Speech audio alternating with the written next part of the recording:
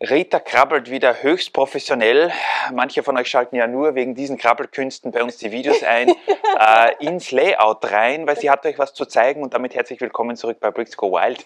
Wir sind heute gerade erst in die Lego-Stadt gekommen, haben jede Menge Steine sortiert. Rita hat sogar schon ein Set aufgebaut während ihrer Kaffeepause, deswegen heute keinen Kaffee in der Hand, wobei ich glaube, später werden wir schon noch einen trinken. Und wir haben euch ein paar kleine Updates vorzuzeigen, die wir noch gar nicht vor die Kamera gehalten haben. Deswegen würde ich sagen, keine weitere Rederei.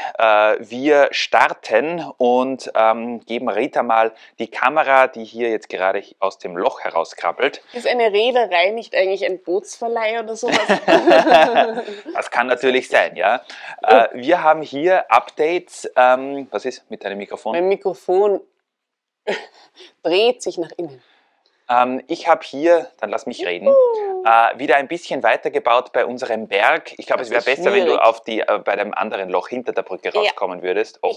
Jetzt seht ihr mal, wie das aus der ersten Person, wie sagt man, First-Person-View aussieht, wenn Rita hier im Layout herumkrabbelt. Wir haben jetzt beim Berg ein bisschen weitergebaut. Es ist oben jetzt ein wenig schon bedeckt und ich habe alle oder fast alle dunkelgrauen Steine genommen, um hier mal eine Mauer zu bauen. Ich habe mir das mal ein bisschen angesehen, wie das aussehen kann. Ein First-Aid-Kit ist hier auch genau, das habe ich extra auf die Seite getan, weil ich das Teil super finde. Wir haben hier eine doppelte, also 2 Stud breite Mauer jetzt. Es soll ja so aussehen, als wäre der Berg so ein bisschen durch diese Montageluke auseinandergeschnitten worden. Und hier drinnen kommt eine Mine, ein Lager, ja, ihr sagt es uns, was hier kommen soll. Ich habe mir das noch nicht genau überlegt, aber vom Platz her haben wir hier auf jeden Fall ganz ein gutes Örtchen gefunden, glaube ich. Und ja, das Problem ist, ich konnte nicht weiterbauen, weil die Steine alle sind, aber wir werden schon bestellen in nächster Zeit und dann geht es hier weiter. Eine riesenhohe Mauer, also nur, dass ihr euch das vorstellen könnt.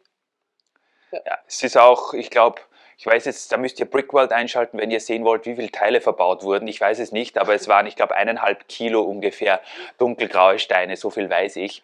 Und er hat unsere Mauer gebaut. Richtig, ja. Und er weiß immer genau, wie viele Steine er verbaut.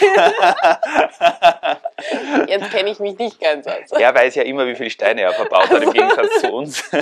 Aber das ist heute mal mein Update, auch jede Menge. Ihr seid jetzt auf der verkehrten Seite, Verschönerungen auf der Außenseite des Berges. Ja. Und wie gesagt, alles genau ausgemessen, dass wir oben jetzt mal zumachen können. Ja. Wenn du mal kurz vielleicht noch aufstehst oder mir die Kamera gibst, kann ich das von oben auch noch zeigen. Ach, ich kann schon aufstehen. Ja, so ist ich das muss ja bei auch uns. Hinüberschwenken dann noch, denn es gibt ja noch ein weiteres Update, das man von hier recht gut sieht. Okay, ja, da sind wir gespannt drauf. Also ich finde das ein bisschen, ja, das ist symbolisiert jetzt mal das Castle Löwenstein, was darauf kommt. Und übrigens drinnen ist jetzt momentan gerade ein ja, Helikopter-Schrottplatz. Ja.